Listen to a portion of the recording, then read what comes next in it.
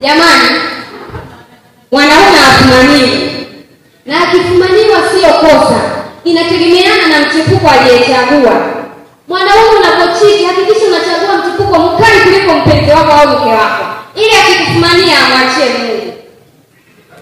Yaani amekufuma, anakwambia wewe Juma, wa kunifanyia hivi Mungu atalipa. Yaani hapo ndio anataka kufumania na demu mkali kuliko yeye. Bro,